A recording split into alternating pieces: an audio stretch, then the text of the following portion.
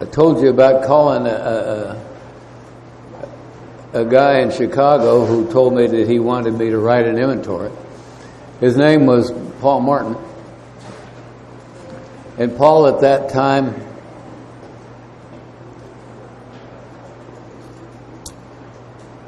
had probably about as much sobriety as Bob has now, in his 40s, early 40s of sobriety. Just brief history. He came into AA at 25 years old and died at 87 years old with 62 years of sobriety. And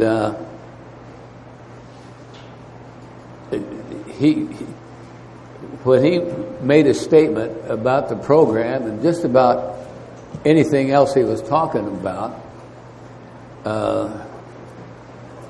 I don't think I ever heard him change his mind. Larry in here was sponsored by Paul for a bit of it, the same time that we were doing through that. So I had called Paul and I had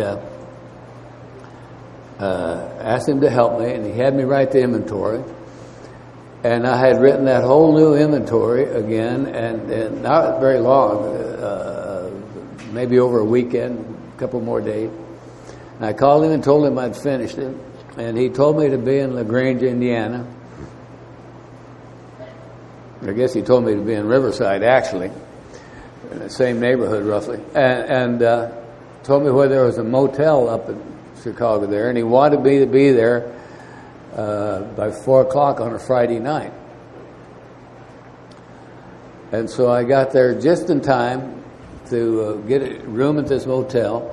There was a gas station across the street, so I went across the street and got a cup of gas station coffee and got back up into my room, and there was a knock on the door. And I opened the door, and there was a complete stranger there. I'd never seen him before. He's carrying a 3-ring binder. And I wish I could really do the Irish accent. But he says, "My name is Dennis O'Brien, and I'm here to swap fifth steps with you." And he walks into the room, and he sits down in the only chair in the room, which still irritates me. And he says, "I'm going to go first here so you know what to do."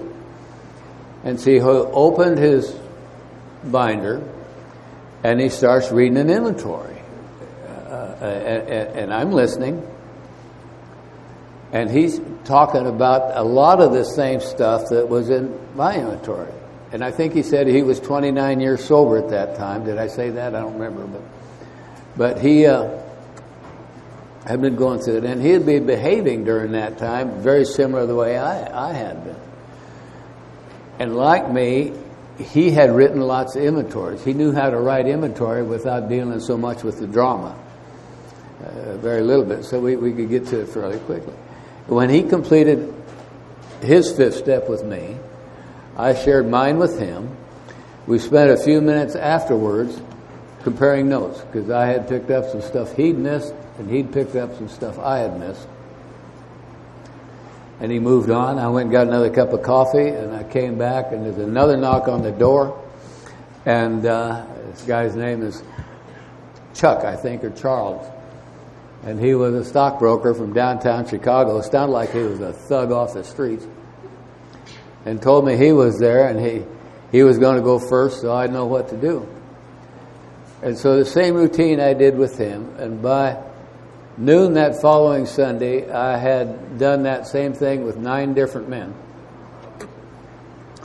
at various times. Paul had the most sobriety. He was, like I say, he was in his 40s when he said that. But 2 of the guys that did that had less than 3 years. And I later learned that with less than 3 years, these 2 guys had most of their amends made, including paying back some people they had rooked off on the south and west side of Chicago and owned Greek restaurants. And those are not fun people to deal with if you screwed them over. But they were doing this thing, and they were doing it. And I hadn't really quite seen that even amongst us moving that fast. So my fifth steps were there. They were all swapped, and I heard inventory from those 9 guys, and it was all current inventory.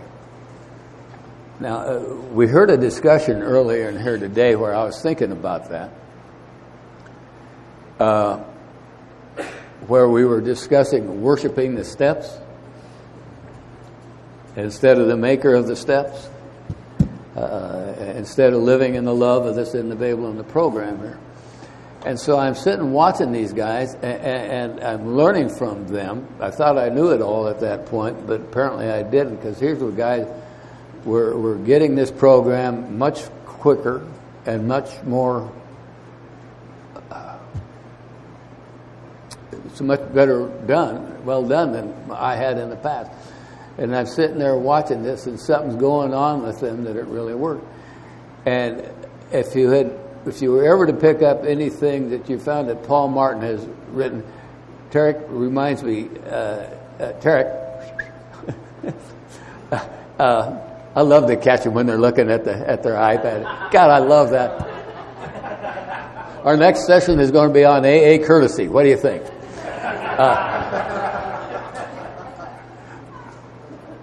I need your address. I'm going to mail you something after this is over.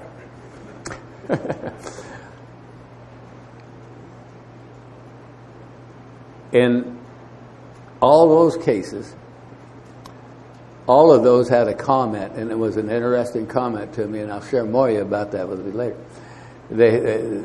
One of them, many of those guys do the steps out of the 12 and 12 and not the big book.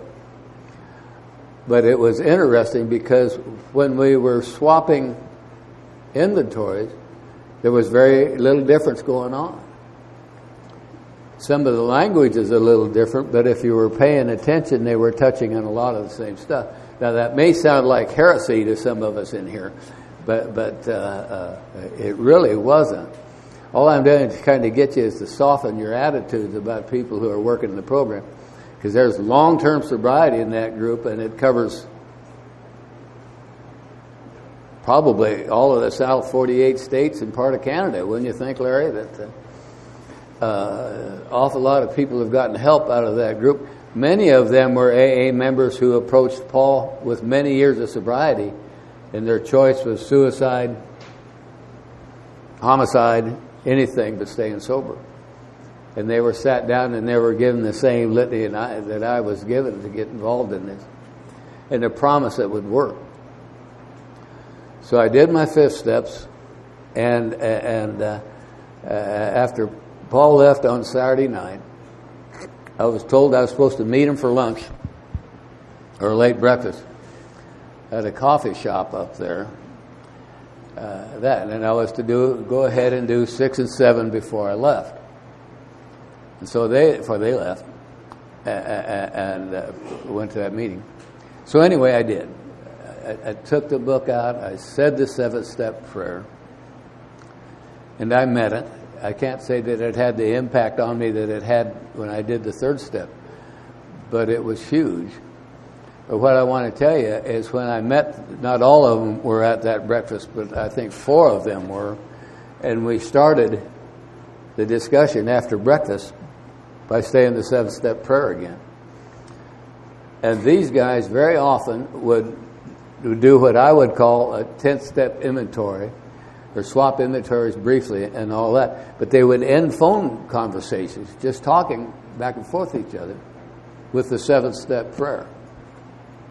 It's not a practice I followed necessarily, but it was really helpful.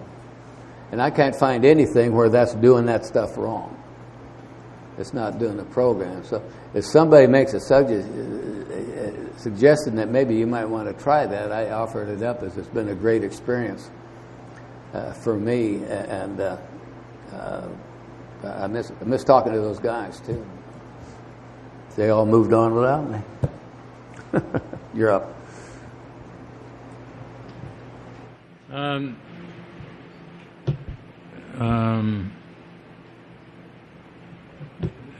kind of a loner. I've got a lot of friends, but I'm not sure I want them. I enjoy my friendships. I really do. But they make me nervous. So I don't seek them. I don't care whether people like me or not. You might have noticed that. And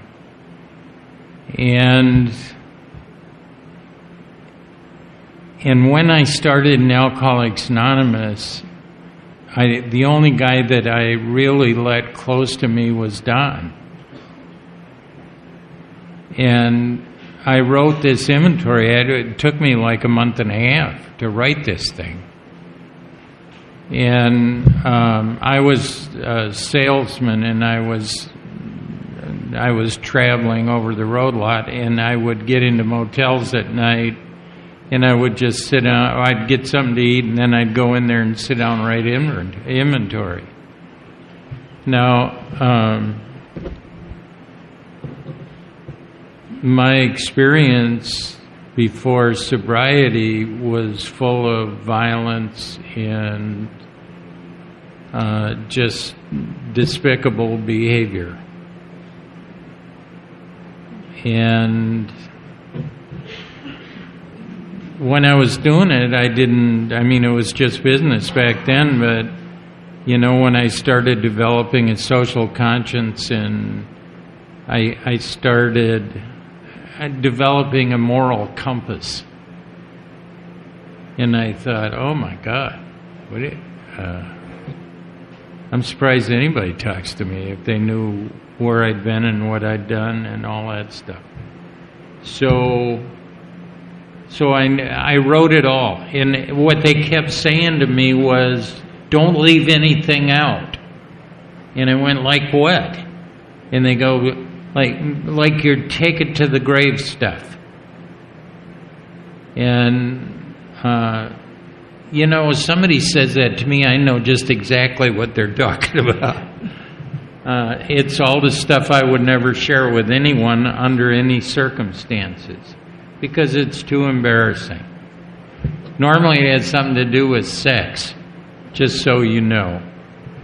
And additional information is there's only so many ways you can do that.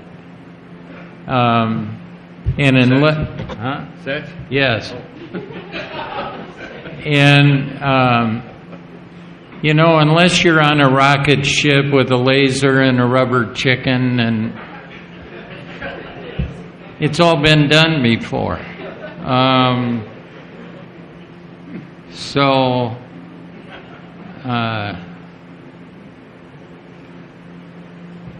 Someone asked me to tell this story. Well, Rich asked me to tell this story. I was at my home group, Happy Way,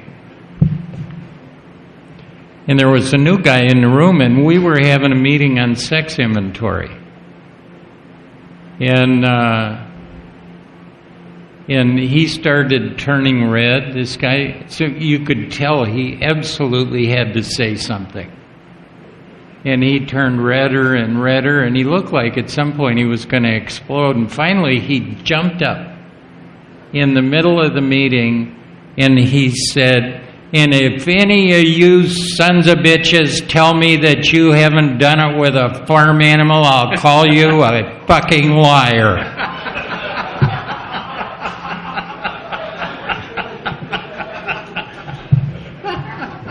We were stunned.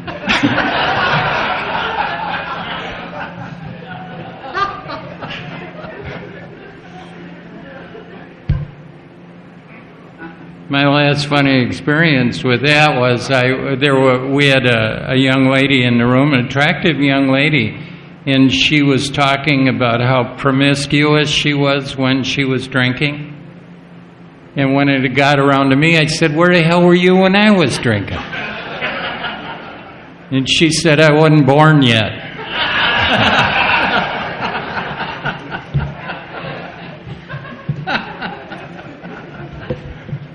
Oh, shit. Anyway, when I wrote that inventory, I put everything in it. I didn't leave anything out. And I knew I had to fifth step it with Don. And I didn't want to do it because he was the only person I had let close to me in a long time. Eventually got real close with Gary and some other people, but in the beginning, Don was kind of the anchor for me in Alcoholics Anonymous. And I had to sit down and talk about all this despicable stuff I did. And I was certain that as soon as he heard my inventory, he was going to look at me and he was going to say, we need to talk about a couple things. One of them is I don't want you anywhere near my wife or children. I would appreciate it greatly if you wouldn't tell anyone that I'm your sponsor. And I think we're going to have to limit contact in the future. He didn't do that at all. What he did is he got up and hugged me. And he told me that he loved me. See, all that was very difficult for me because I was really protecting my masculinity. And it was just stupid. And anyway, he got up, he hugged me, told me he loved me, and that he was really happy that I had shared all that information. And I thought, once I told him what I'd been through, that he would run out of the room. And what I found out was that as bad as I was, that someone could know exactly what I was, and they would still love me and want to be my friend. That's a hell of a thing to find out.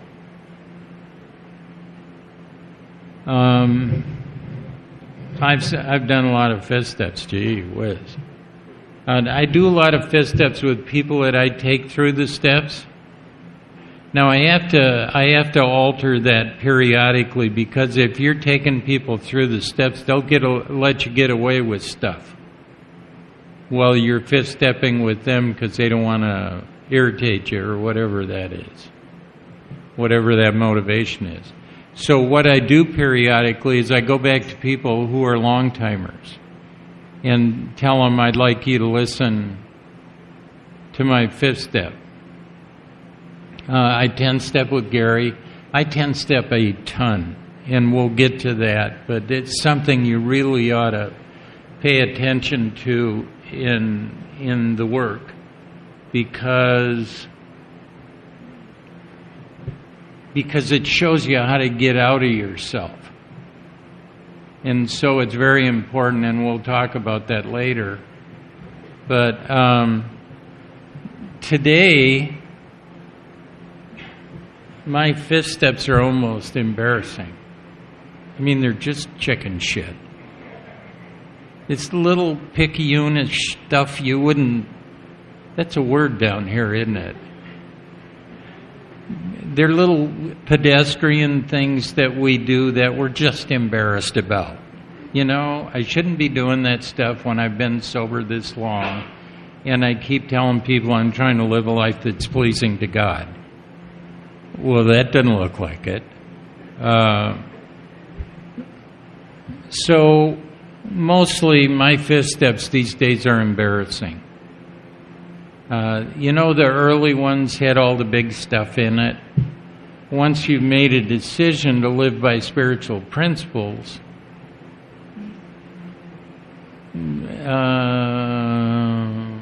fifth steps get embarrassing. So, but you do it anyway because it's about defeating the ego. Now,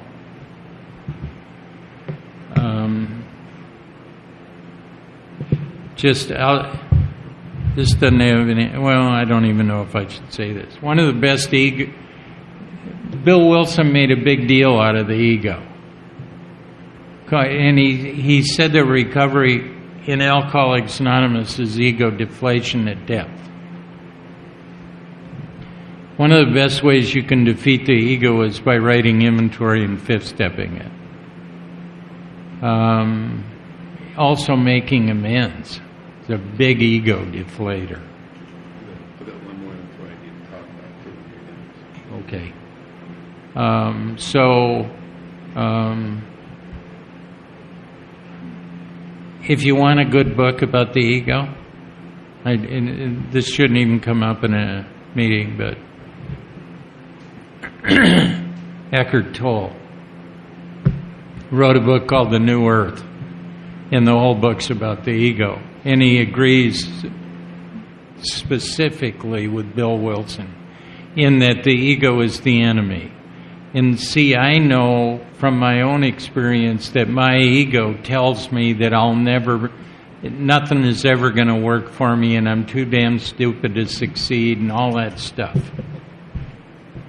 And people all think that your ego is going to tell you that you're better than you are. I've not met any alcoholics whose ego does that. It always tells them they're worse than they are. And there are two voices in your head, and one's your intuition and one is your ego. And you need to learn how to differentiate between those two voices. The intuition is a quiet, confident voice that tells you you can succeed, and it will always tell you the truth. The ego will invariably lie to you.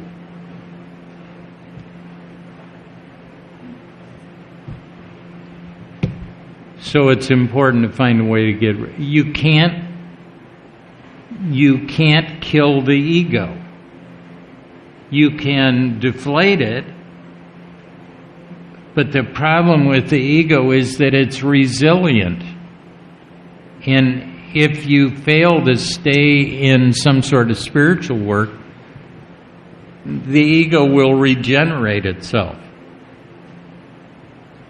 So it's important to periodically deflate the hell out of it, because it's going to make your life a lot better. Thanks. I interrupted Bob there. I think, looking around this room, I've got an inventory that I wrote that I found extremely healthy. And I'm talking to mostly the guys in here, as far as I know. There might be some women it applies to. But a number of years ago, I was self-employed, and I was the only earner in my business. And I find myself caught into some behavior that was demanding to do a lot of things. And so, looking at my life and the way it was going, and I had an office in my upstairs bedroom, and Julie was out working, and so I would go in there supposedly to take care of the bookwork and the things I had to do for my business.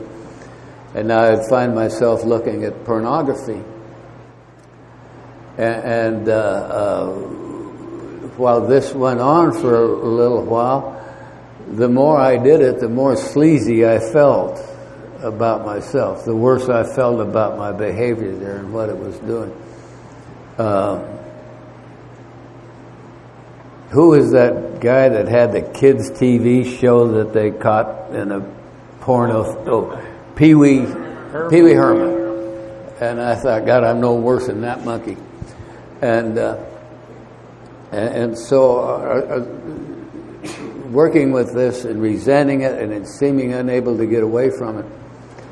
And I just kind of gave up this one day, and I took a pad and pencil out, and I made 4 columns, and I put that I resented pornography in the first column.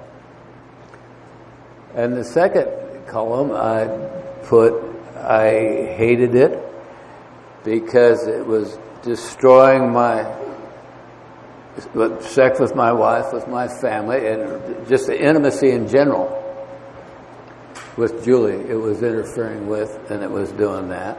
It was keeping me from going out and making a living. It was going that way. Primarily, those are the two things. But the third thing it bothered me about is it occupied my mind no matter where I was or what I was doing. It would interfere with what I was trying to concentrate on, and I was trying to do that.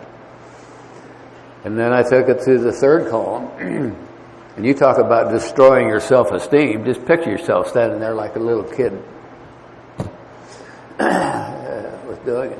It was destroying any of my ambitions. It was destroying any sex relations I had with anything real. Now, having said that,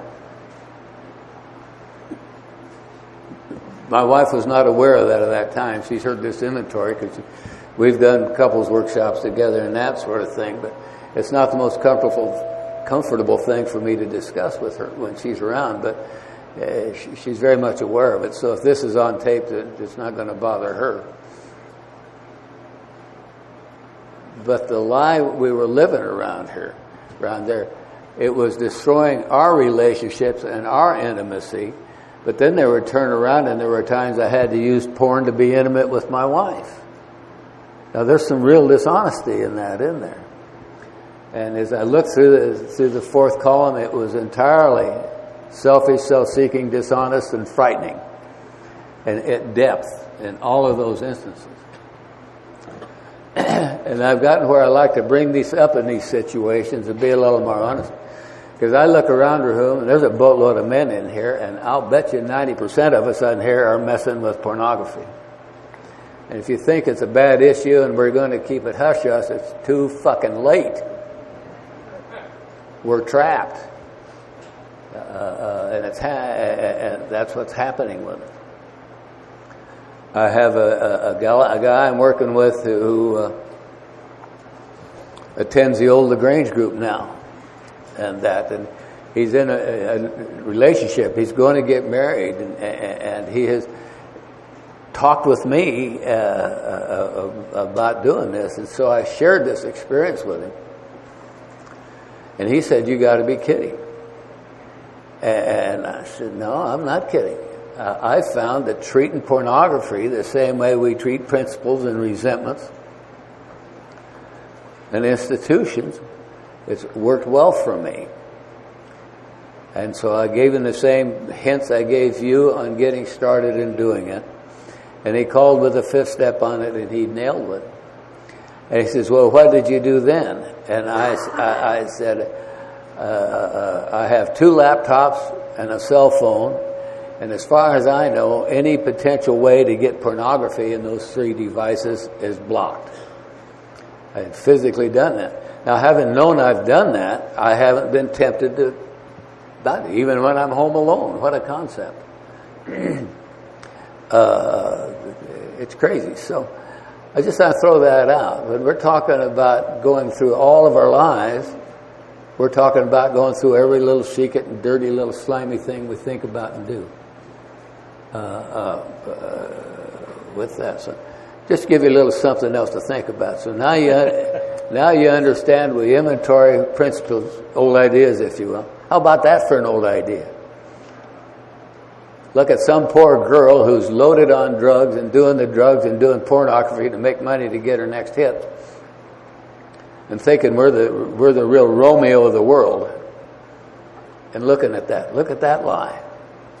This is insanity that we're participating in, and we're not helping anybody.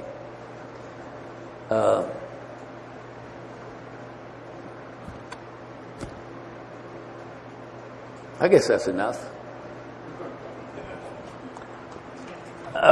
Do what you need with that.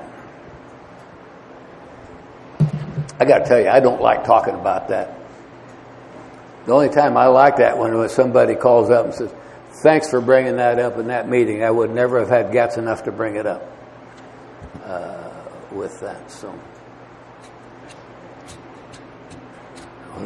go ahead and start 6 and 7.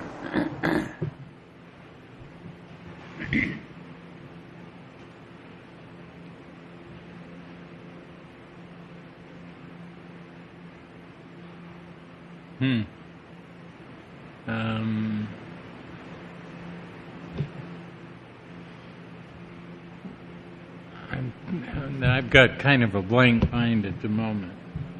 Huh? Right now, we got time later. Well, how close are we to dinner?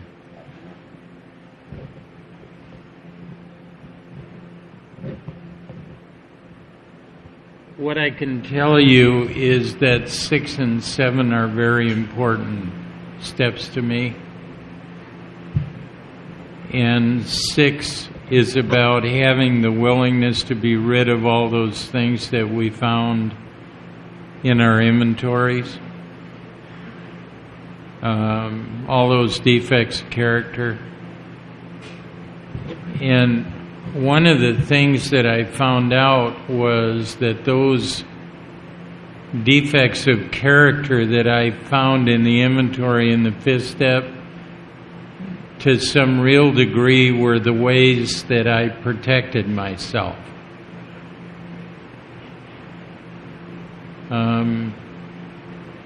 You know, I've always been real hard to get next to, because of all kinds of irrational fear, and that's why I was a loner. I didn't want to mess with it, and I. From the time I was a small kid, I told you I had that wandering eye and the speech impediment and all that stuff. I developed a personality to drive other people away from me because I didn't want people picking on me. And so I had all sorts of character defects. I mean, I walked around until I think I was 60 years old, just with a look on my face that said, "Don't fuck with me." And I didn't do it because I did it because I was afraid. And that takes an enormous amount of energy, and I found out that there were so many things that showed up in defects of character that were ways that I protected myself. Now,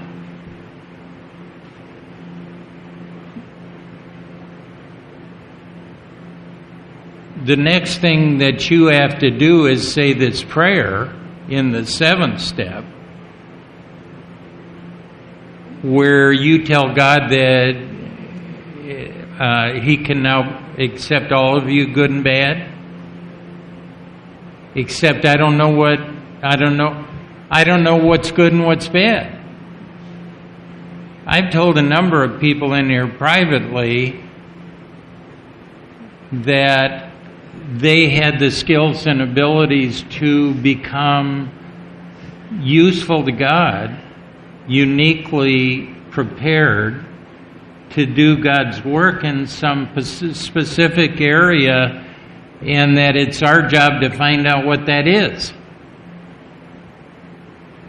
Now, I have been aggressive and standoffish and walking around with this "don't fuck with me" attitude for most of my life.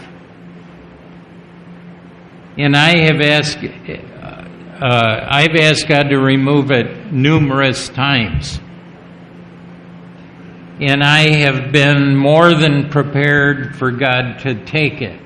Now, what's the problem with that? The problem is that as soon as I have the ways I protect myself taken away by God in the 7th step, I'm undefended. Now what? If I'm undefended, what the hell's going to happen to me? What if some idiot comes down the road with a bad idea?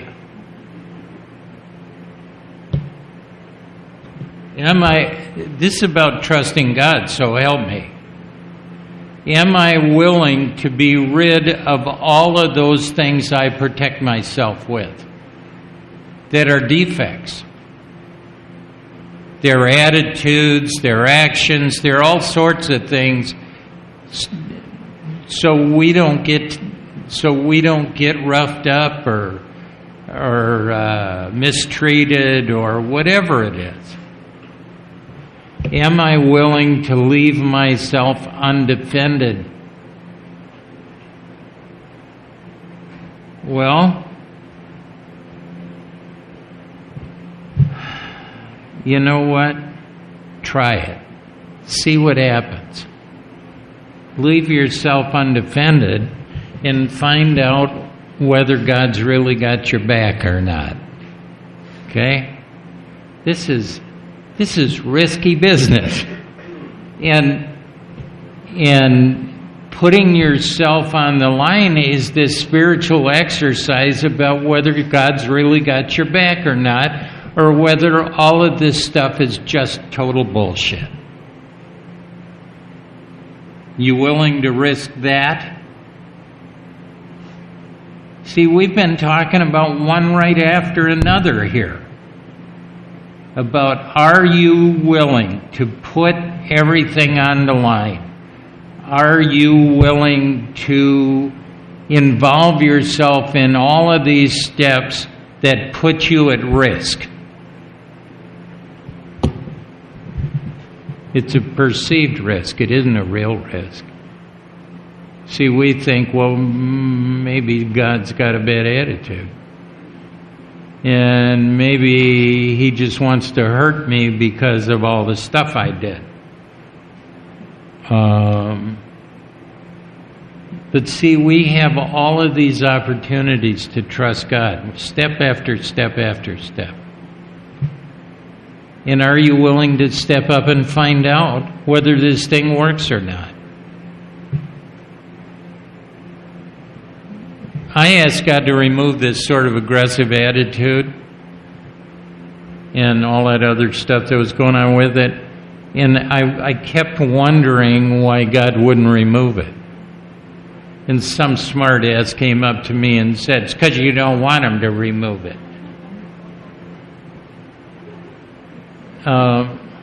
Probably not a good thing to say. And what I found out was that I work with mentally ill inmates. And that kind of attitude really works in a correctional facility. Because, you know, I worked with inmates for the last 20 years. And some of you have heard this before, but they knew I was sentenced to prison before most of them were born for a violent felony. And so when people got out of line, they'd go, hey, it's all right, he's OG. Now, if you haven't been to prison, you probably don't know what OG is. But OG stands for Original Gangster. So, you know, they go, hey, this son of a bitch was locked up before you were even a smile on your mother's face.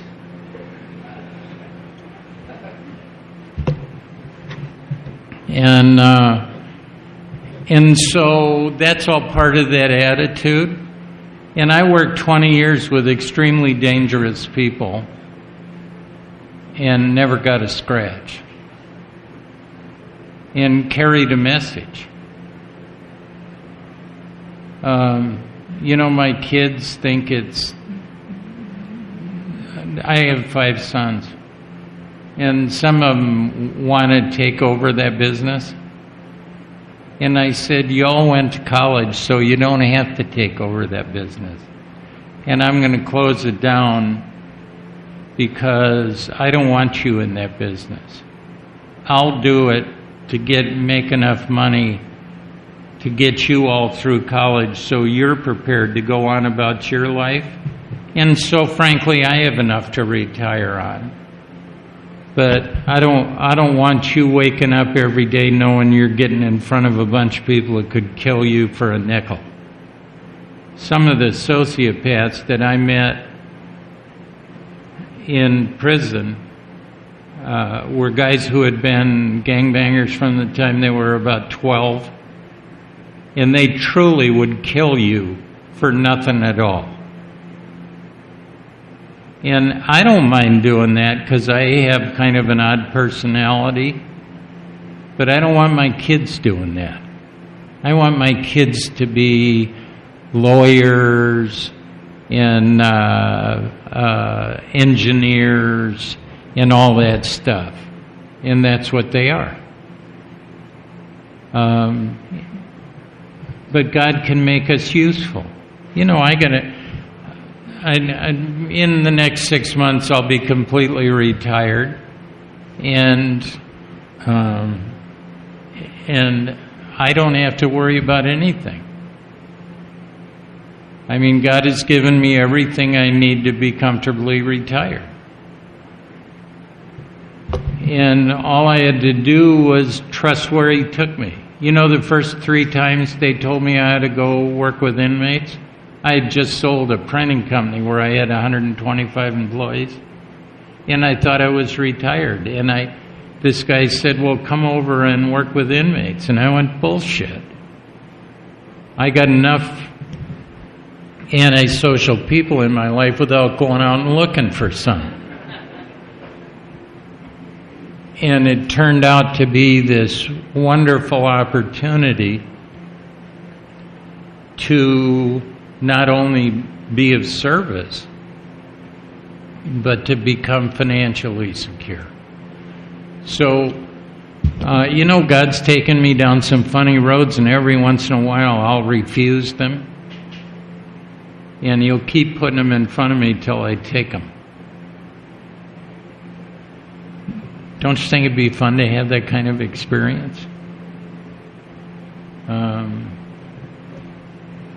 So my attitude and all that stuff was perfect for that kind of job, to be of service to people who are experiencing incarceration.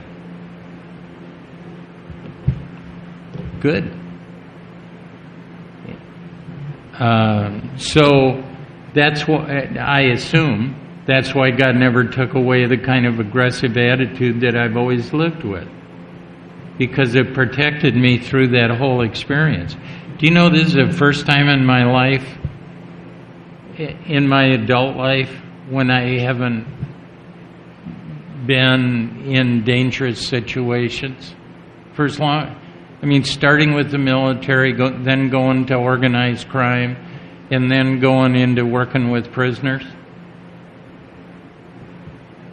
And I don't know what to do. I don't know like what it's like in Denver, but walking down the streets in Indianapolis is pretty damn dangerous too. Yeah. But I mean, I get up and I don't have to rev up to get in front of people that have the possibility to create problems in my life. So all of a sudden, you know, I hang out with my kids and I do all that stuff, and I don't have to be revved up to defend myself all the time. It's an odd thing, and it's a new experience for me, and I frankly don't even know what to do with it yet. But I keep asking God for guidance, and maybe He's just going to tell me to buy a fishing boat. I don't know. But that chapter of my life has ended. So are you willing to be rid of all of those things that have protected you for all of these years? If they're a character defect, you don't want them. And it's kind of nice not to have to use all the energy to practice them. Right? You want to talk about 7? Well, appears to me that you've pretty well covered it. I don't have anything that comes to mind right now, Bob. I really don't. Any comments, questions? Well, let's talk about the prayer. Okay. Let me see if I remember it. It's in the book here. But God, I'm now ready that you have all of me, good and bad. I now ask that you remove every single defective character which stands in the way of my usefulness to you and my fellows. Grant me strength as I go out from here to do thy bidding.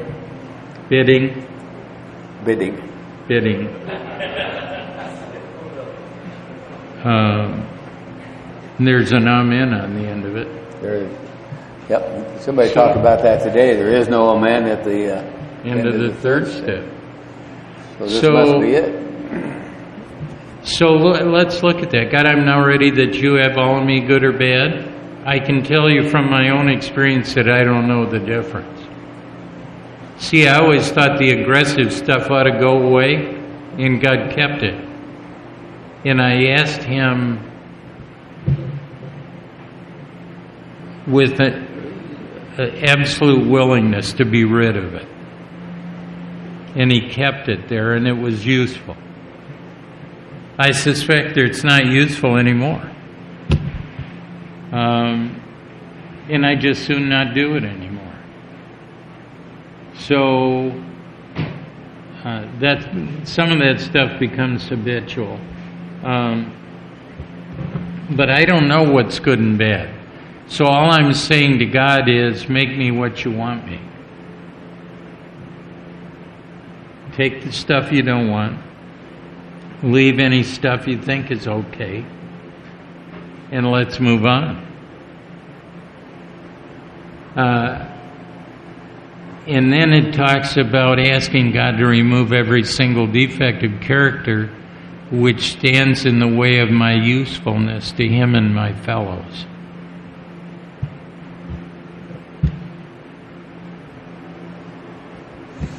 What if I'm undefended? Who's going to defend me?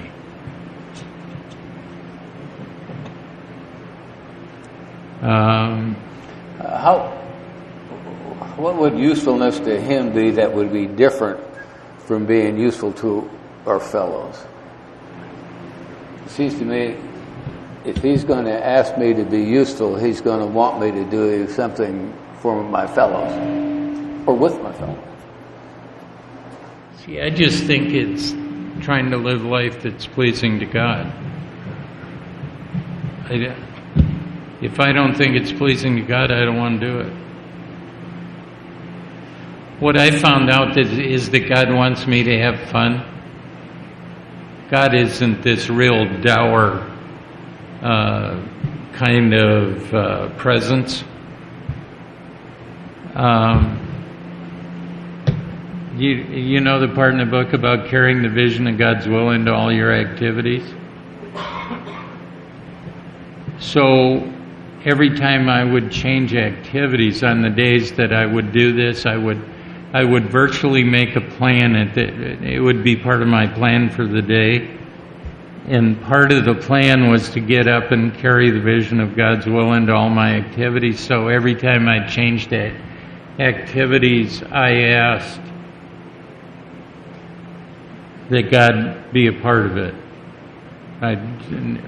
With nothing more than, God, please be a part of this activity. So I'm almost embarrassed to say this. So my girlfriend was visiting me, and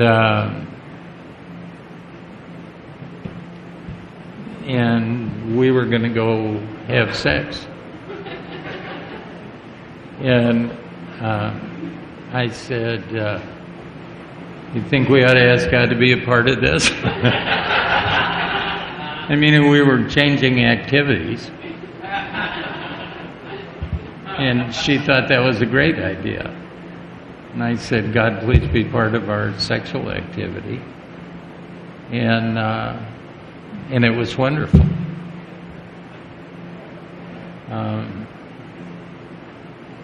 The whole business about placing someone else's welfare above your own is a great opportunity.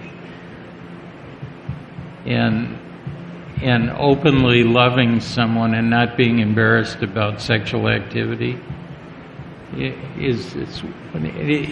in my experience, is absolutely one of the best things that God ever created, right up there with green chili. So, are you willing to take God's will into all your activities? I mean all of them. Ask God to be a part of it. See what happens. See, we're encouraging you to do a lot of things you may not have considered.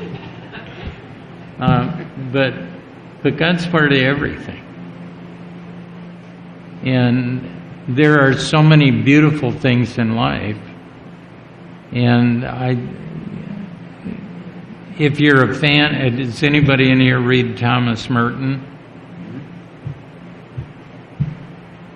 Thomas Merton, in the book The New Seeds of Contemplation, makes a point out of saying we are given all these opportunities to absolutely enjoy life. And what God wants us to do is precisely that, or He wouldn't have given us all of those opportunities. So, the book makes a real big deal out of prejudices.